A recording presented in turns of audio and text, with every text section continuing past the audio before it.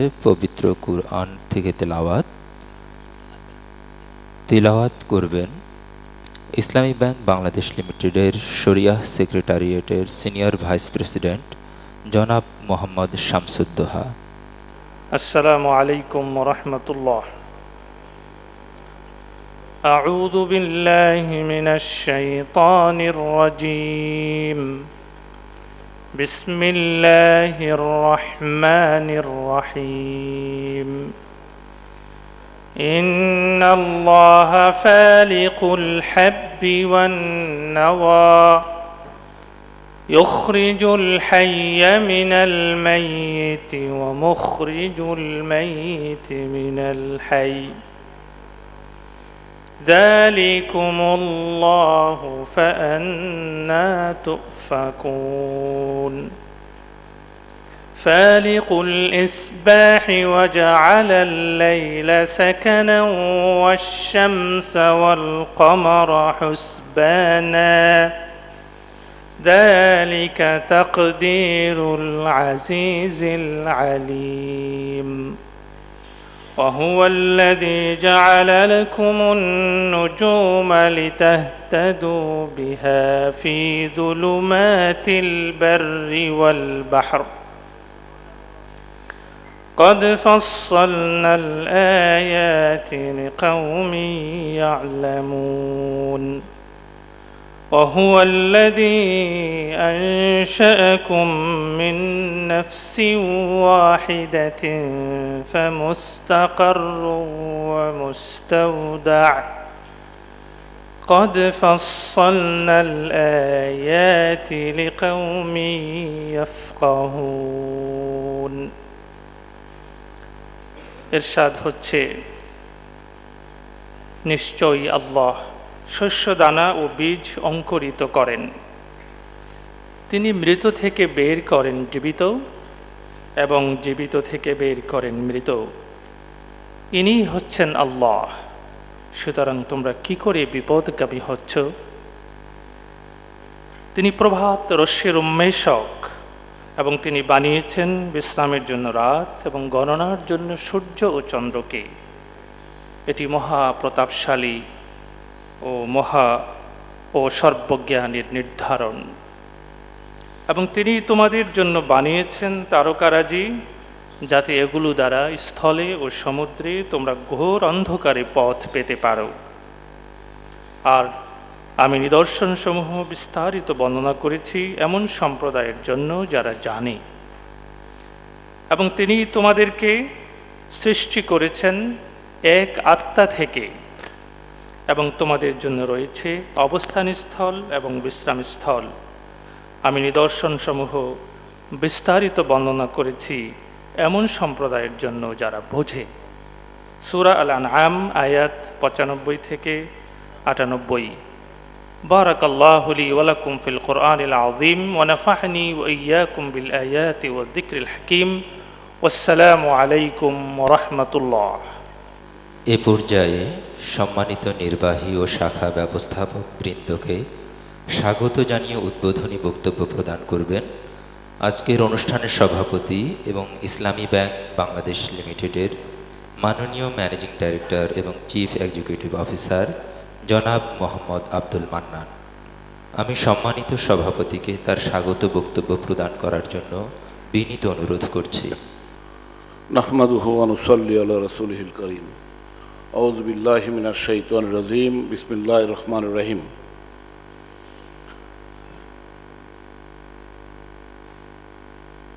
ইসলামী bank Bangladesh লিমিটেডের 2016 সালের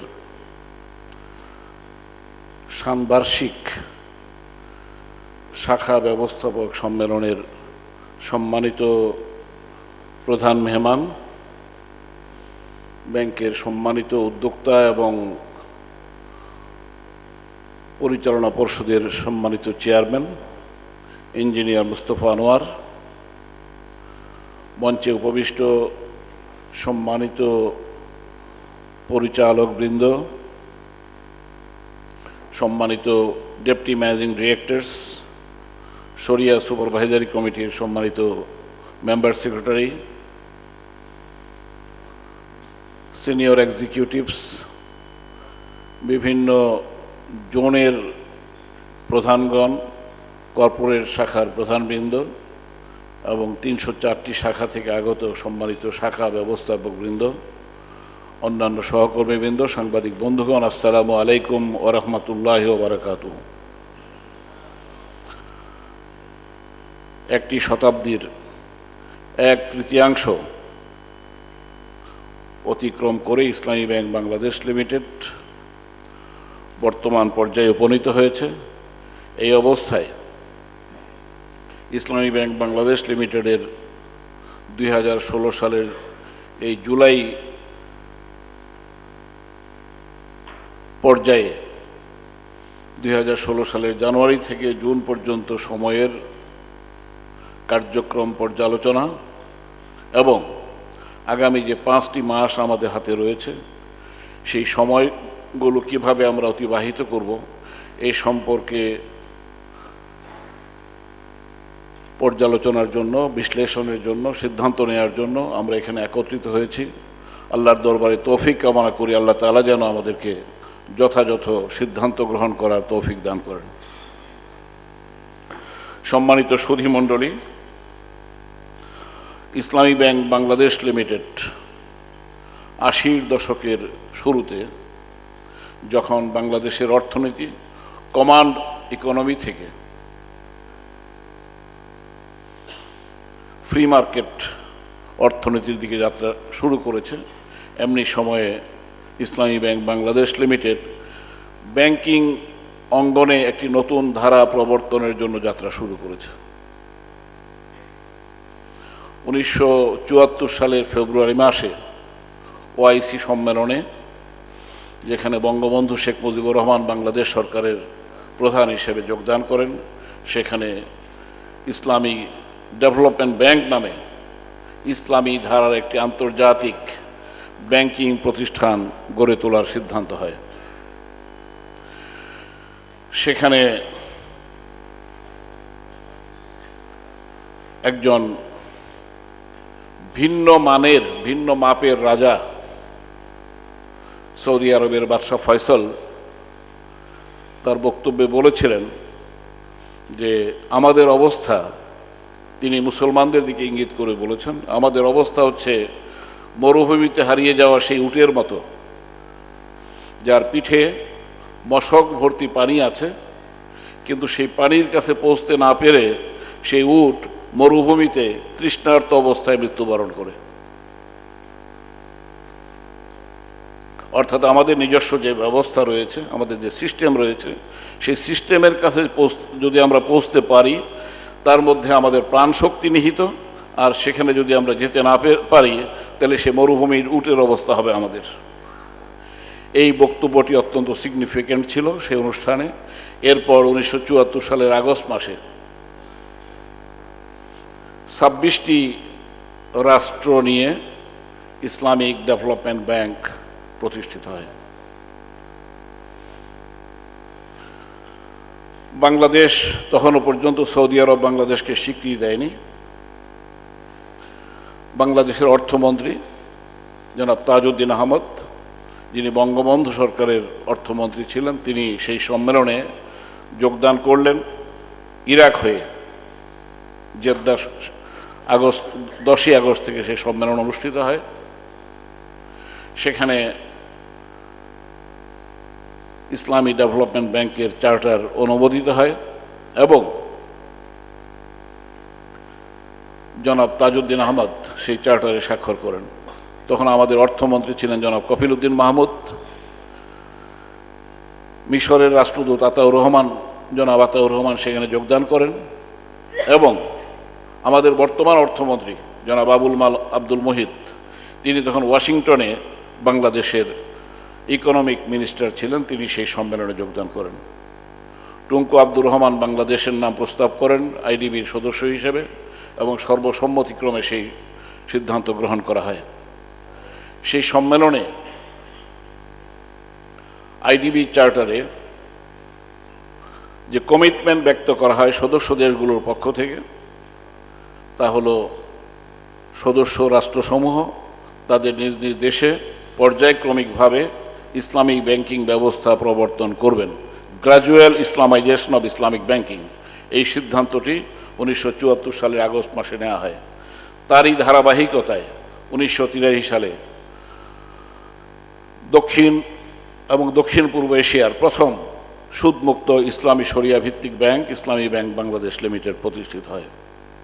প্রথম পর্যায়ে সরকারিভাবে চেষ্টা করা হয় সরকারি ব্যাংকগুলোকে পর্যায়ক্রমিকভাবে ইসলামী ব্যাংকিং ধারায় রূপান্তর করার জন্য বাংলাদেশ ব্যাংকের তৎকালীন গভর্নর জনাব নুরুল ইসলাম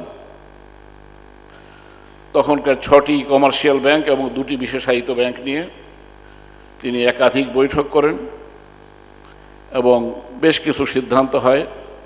সরকারি পর্যায়ে সেই সিদ্ধান্ত বাস্তবায়িত না হওয়ার পর জনাব নুরুল ইসলাম ঢাকায় একটি সেমিনারে বেসরকারি পর্যায় থেকে ইসলামী ব্যাংক প্রতিষ্ঠার জন্য এগিয়ে আসার আহ্বান জানান। এরপর 1981 সালে বেসরকারিভাবে ব্যাংক প্রতিষ্ঠার ব্যাপারে অনুমোদন দেওয়া হয়, আবেদন করতে বলা হয়। 24টি আবেদন পড়ে ব্যাংক প্রতিষ্ঠার জন্য, তার মধ্যে 4টি ব্যাংক তারা ইসলামী পদ্ধতির ব্যাংকিং চালু করার ব্যাপারে আবেদন করেন। তার মধ্যে একটি ছিল international Islamic bank of Dhaka limited.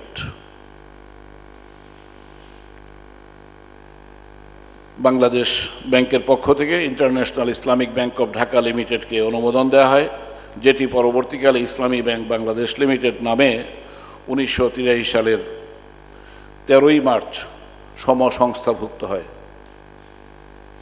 এবং 30শে জুনের মধ্যে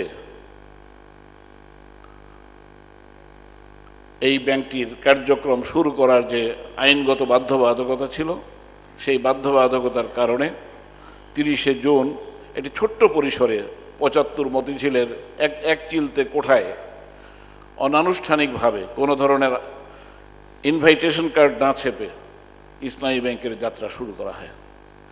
তার আগের বিষয় ছিল যে ইসলামী ব্যাংক বাংলাদেশ লিমিটেড প্রতিষ্ঠার জন্য যে কার্যক্রম, সেখানে একটি ব্যাংকের জন্য তখন অন্তত 8 কোটি টাকার পেইড আপ ক্যাপিটাল প্রয়োজন হতো।